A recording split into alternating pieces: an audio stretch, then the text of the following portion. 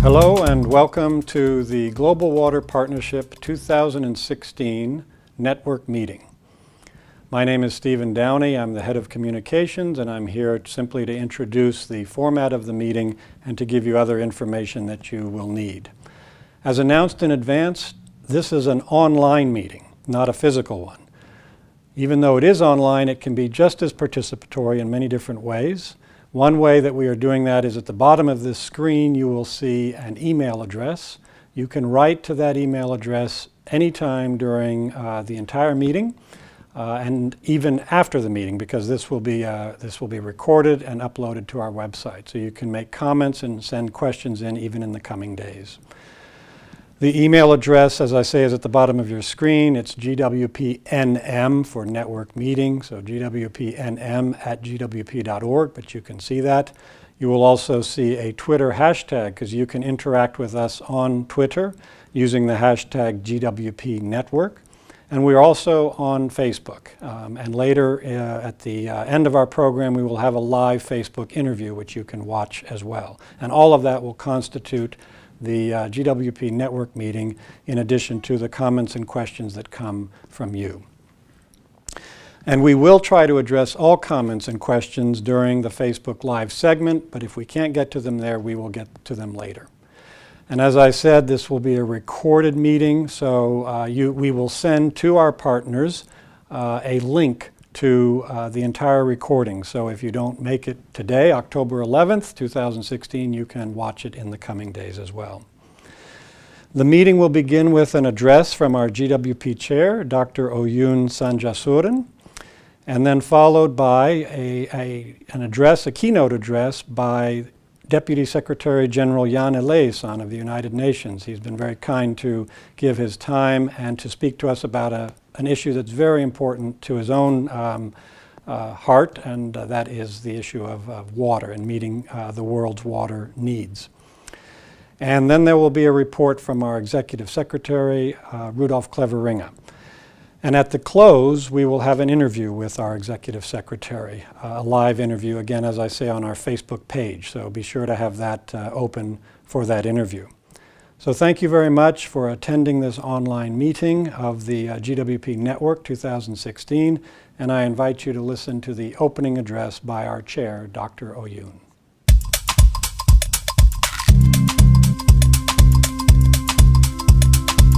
Dear Global Water Partnership partners from all around the world, it is a great pleasure and a privilege for me, as the chair of the Global Water Partnership, to address all of you at this very important occasion of our annual network meeting. The economic growth model that existed for the past centuries was based on inexpensive and plentiful natural resources. The model where natural capital, including water especially, was not valued, and the concern over environmental degradation was not important. This inexpensive natural capital was extracted, overused, and wasted. It was develop now, make profits now, and clean up later, and figure out later model. However, we all know that the world is rapidly approaching a point where this model is no longer sustainable. The natural resources such as forests, land, fresh water are not able to regenerate itself fast enough.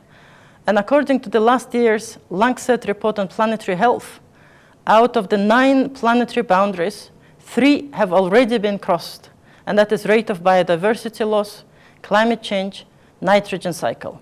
Even for resources that seem to be plentiful, such as fossil fuel, the burning of it for ever growing demand for energy has led to global warming and climatic changes that are unprecedented and maybe irreversible.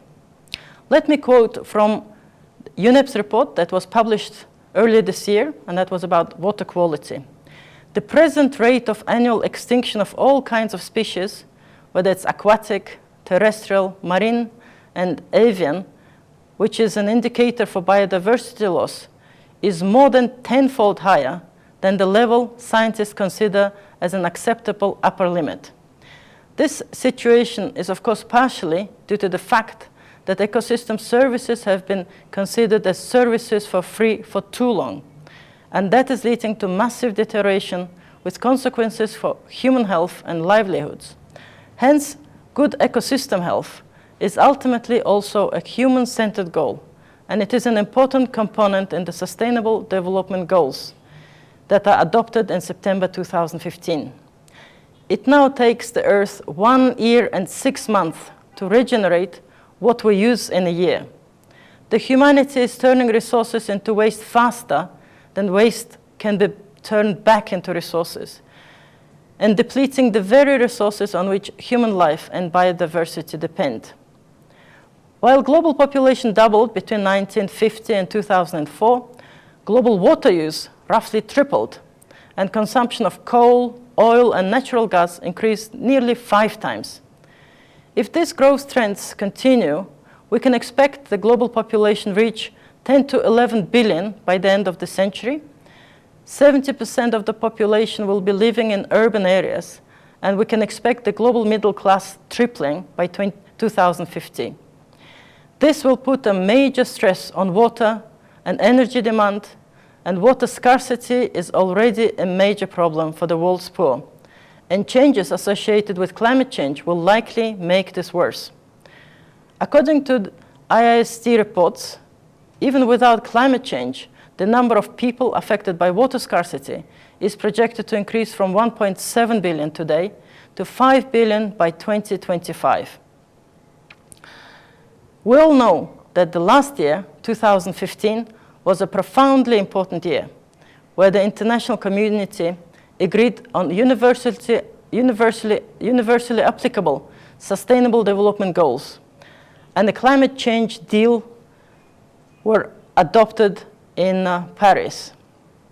Agenda 2030, and someone put it as a truly most comprehensive plan for the planet ever. And the Paris Agreement, which was signed in Paris, will have major consequences, and we all are very happy that it will lead to the major success with fighting the climate change. Of course, we know that the commitments are intended, and the commitments that were taken in Paris are voluntary, yes, but still more than 90% of the emissions have been covered by those intended nationally determined contributions. By now, almost 70 countries have signed and ratified the agreement, and we are hoping that soon the convention will go into effect when 55% of all the emissions will be covered by the ratified countries. Paradigm shift from business to sustainable businesses, paradigm shift from the business as usual, development as usual, to sustainable development is really taking place. So the main conclusion that governments, but also private sector, have been making in the last few years was very obvious. The continued dependence on scarce natural resources for this unsustainable growth is posing real and serious risks. Those who are clever and prudent in the private sector have been shifting to green technologies, green investments, water and energy saving, resource saving solutions, to circular and innovative business models. And this is not necessarily only because of moral imperatives or values. Greening business is no longer thought as anti-profit, anti-market, or anti-business. Investing in greener and cleaner business is where opportunities lie and where one can make profits. It is a smart thing to do, and it can save precious resources and energy. And that is good news for us. For the water community, it is a good news for Global Water Partnership that has been advocating for the last 20 years good governance for water, sustainable water, and integrated water resource management. Last week, I came back from New York, where at the margins of United Nations General Assembly, a number of events were focused on water. Let me turn to water. There is a greater and greater realization of the integrated nature of challenges that we face today, and of course the solutions therefore must be holistic. Water dimensions are visibly present in all the Sustainable Development Goals. Water is actually at the center of both the global challenges and the solutions for these challenges. If we to implement 2030 agenda successfully, we need to make water an enabling factor. Currently, Many recognize that water is not an enabler, but may become a barrier to developing sustainable development goals. It is currently more of a restricting factor than an enabling factor. We in the water communities must make water an enabling factor. We all know that there is enough water for the world's growing needs, however, only if managed well, and only if water is shared well. So rather than of resource availability, it is a challenge of governance, challenge of water governance. Global Water Partnership has been working on Sustainable Development Goals Preparedness Facility, we call it SDG-PF, and that is to help at the country level with the implementation of the water goal, SDG 6, and also other water-related goals. All our work at GWP, whether it's a country level, regional level, or global level, must focus in the next decade towards the implementation of Sustainable Development Goals, and we must align our strategy with the SDGs and also climate change agendas.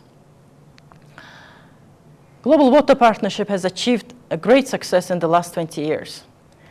The credibility and relevance of our network is a big asset for both setting the global water agenda, and of course an example is that we contributed, we feel, a great deal to including Sustainable Development Goal 6, the water goal, into the overall SDG agenda. And based on our understanding of the issues in the local and regional levels, we also must be and have been the part of the implementation.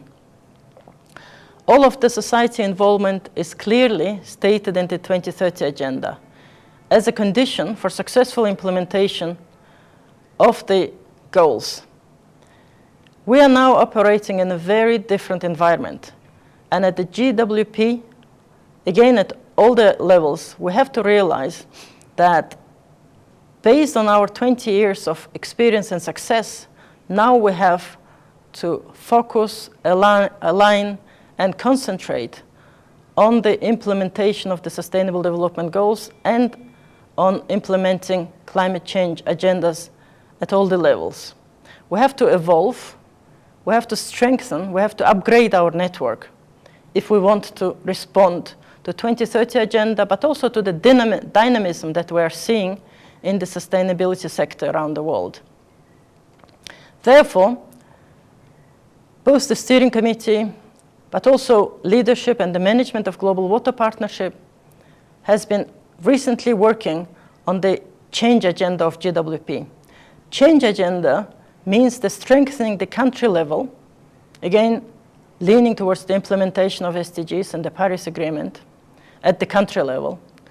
It also means sustainability of the financing, how do we ensure that our donors will support our agenda and how we will be relevant to the global development agenda. It also means improving Global Water Partnership governance and institutional performance. The Secretariat has been working on 3 different draft scenarios for the future of GWP, and we will be working and discussing this at the steering committee, which will be held in December this year. But we really need your input as well, both from the country, regional level, and from all the partners as well. Executive Secretary Rudolph will address some of the aspects of the change agenda and scenarios during today's meeting. I truly believe the Global Water Partnership model is a model for the future development community. It is a model for the future global development. It means that all of the society have to be involved in elaborating the plans, understanding the goals, and implementing it, whether it's a private sector, civil society, government, or all the multi-stakeholders have to be part of both formulation, but also the implementation. And that has been the GWP's strength as well. And we have to make it useful now to the global agenda. We need to be stewards of our future, and we have to take the responsibility in this very crucial time in history. It is about the future of our children and grandchildren. It is about the future of our planet. We, Global Water Partnership, also need to be ambitious because there is so much that we, with our 20 years of experience with integrated water resource management and other knowledge agendas, can contribute to the sustainable development of our countries. I really look forward to working with each and all of you, progressing the noble cause of Global Water Partnership. Thank you for your belief in GWP. Thank you all for your great effort, your time, your knowledge, and your dedication to Global Water Partnership's vision and its cause. Thank you very much.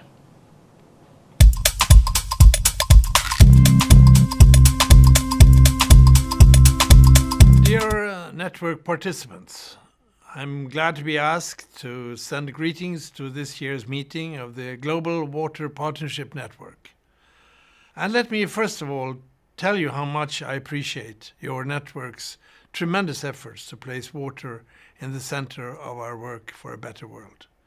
It's a great cause to promote and stand up for, and I thank you warmly for this. Last year, UN member states adopted the historic 2030 Agenda for Sustainable Development and, of course, the Paris Agreement of Climate Change, as you know. Together, these two global agreements provide a vision and a roadmap for peace, for opportunity, and for dignity for all on a healthy planet. They reflect the three interdependent and mutually reinforcing pillars of the United Nations: peace, development, and human rights. Water figures prominently in everything we are trying to achieve in these three pillars of the UN. As I said during the World Water Week in Stockholm last month, the three pillars of the UN, peace, development, human rights, can be directly translated to the water challenge. Water is peace, water is life, and water is dignity. Let me say a few words about each of these three areas. First, water is peace. 1/3 of the world's population already lives in countries with water stress. And as the impacts of climate change grow, so too will the prospects of further stress, instability, and even conflict and war. Still, history shows that cooperation over water is more common than conflict. Water must continue to be a source of cooperation, not a source of conflict, in spite of some dangerous signs going in that direction. That is our mission on the peace and security aspect. My second point is that water is life, water is survival, water is health. Water is basic to ecosystems and the health and well-being of people. Sustainable Development Goal 6 calls on us to ensure that water and sanitation is available for all and sustainably managed by the year 2030. We need this for a number of reasons: for health, for food security, for poverty reduction, for economic growth, for living and livable cities, for sustainable energy, for environmental health and climate action. This brings me to my third and final point. Water is dignity. As you know, today 1.8 billion people drink contaminated water with all the consequences thereof. 2.4 billion people lack improved sanitation with equally dangerous consequences. We must live up to the right to water and the right to sanitation for all, without discrimination. When we call for no one to be left behind in the goals, it is not from a sense of charity. It is an acknowledgement of a universal obligation, a duty. The right to water is a human right. We need to guarantee water equity among sectors of society, among populations, among nations. We have a huge task ahead of us. With the SDGs, we have the tools and the political direction. The Secretary General and I have given water high priority during our terms in office. We count on the Global Water Partnership Network and all stakeholders to carry this work forward. We thank you for 20 years of productive partnership since the Stockholm meeting in 1996. We look forward to continued common commitment to a compelling cause, the right to water. Now, Let us go to work, and I thank you very much.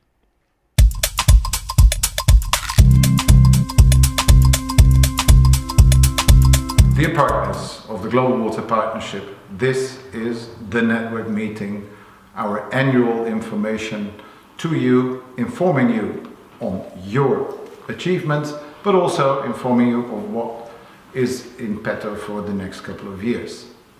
Now, first of all, let me thank the current chair, our Dr. Oyun, who has already addressed you, as well as the DSG of the United Nations, Jan Eliasson, who has also found time to put all of his enthusiasm in addressing the network of the Global Water Partnership as a key asset in the global water agenda setting. I'm sure you can follow us on Facebook as well, and I hope that you will be able to share my speech, my address to you with your organizations, with your colleagues, and even with those partners and allies you feel need to be informed. Let me use this opportunity to thank those who have made the shift from 2015 to 2016 extremely successful.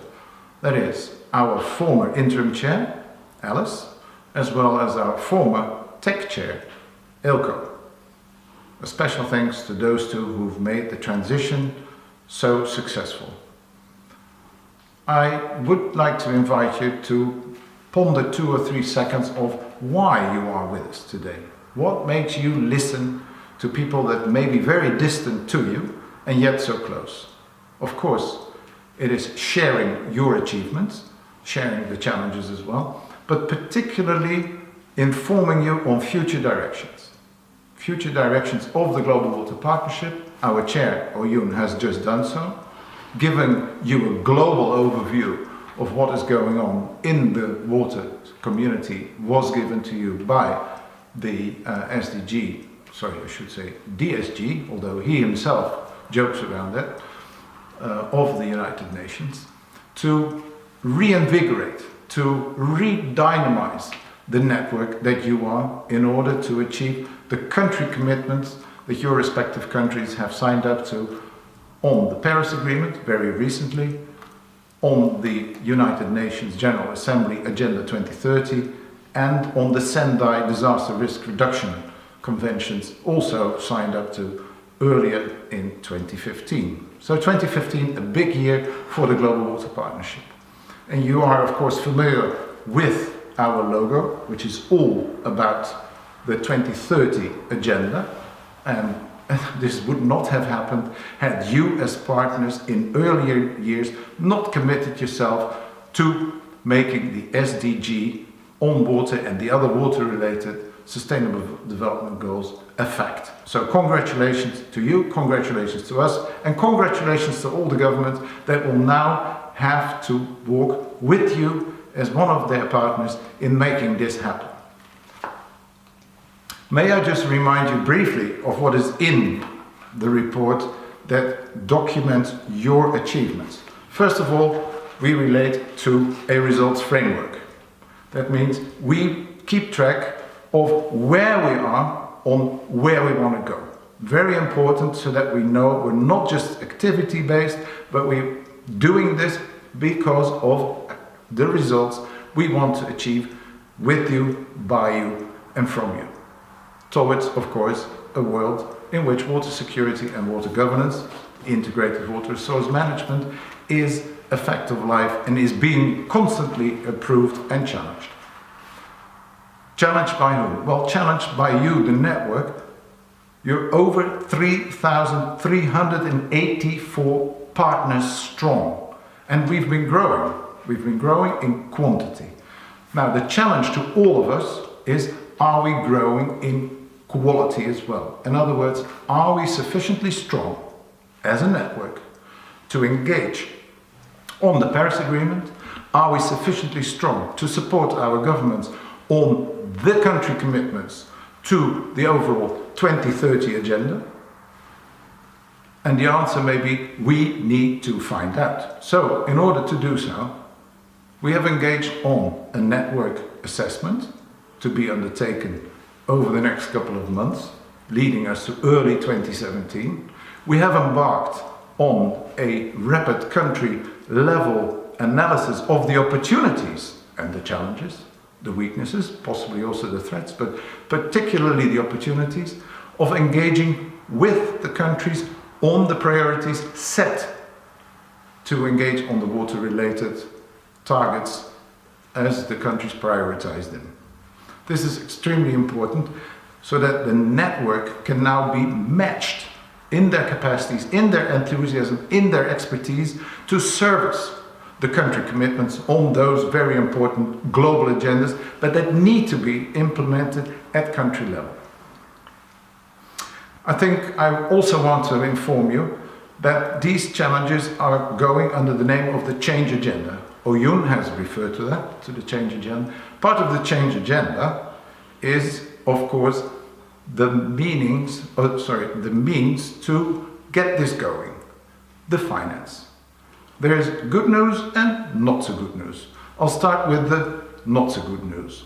As compared to the year before, we have not been able to raise as much funds as we did.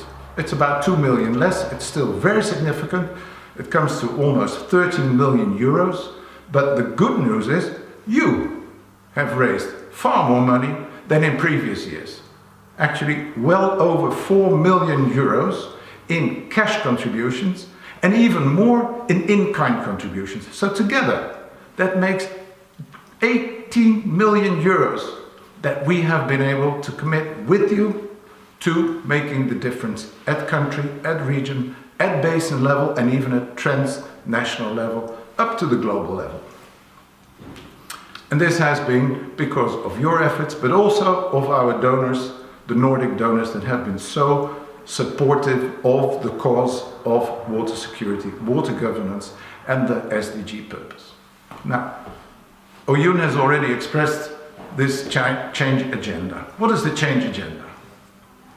Change agenda is basically supporting the country level, making sure that that gets more attention in the future, supporting financial sustainability, making sure that the engagements are not exclusively funded from outside, but are supported from the inside, that we have a stronger alignment of your needs and expertise on knowledge and learning from the countries to the regions and to the global agenda and back again, so that there is a full recognition of your expertise and how to strengthen that in the future.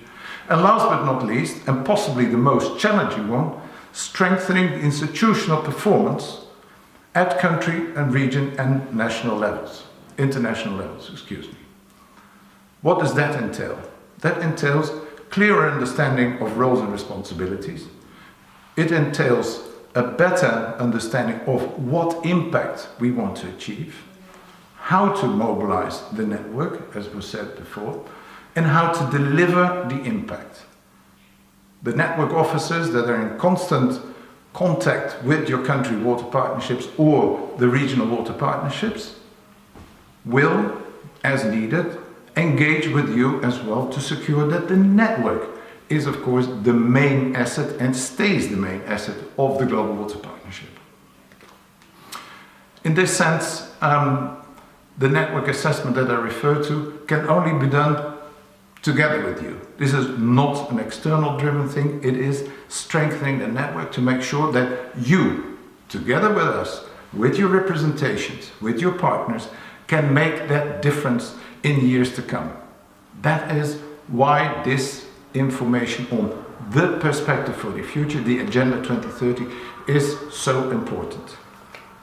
Now, I would like to say that the way we do this, it is not in all countries, not in 87 countries where we're currently present. We can't simply do that. Not all countries are that strong, not all countries are that interested. So we've started with a batch of around 16 countries, which are called the Sustainable Development Goals Preparedness Facility, 16 countries worldwide, in which we like to try, together with you, linking the network to the country commitments, strengthening those capacities that are most prioritized in order to deliver the change. When will this happen? This will happen in the course of the remainder of 16, well throughout 2017 and 2018, and will find its conclusion in a consultative assessment of the strategy towards 2020 in order to altogether define the strategy towards 2030. And on that 2030 agenda, I would like to once more thank you for your engagement, and I hope that we will see each other at country, in a regional event, possibly even in an international event. Once more, thanks to the partners, thanks to you, you've made the change happen. 20 years of expertise, 20 years of experience, and we've got the water dedicated goal. It couldn't have been better. Thank you, goodbye.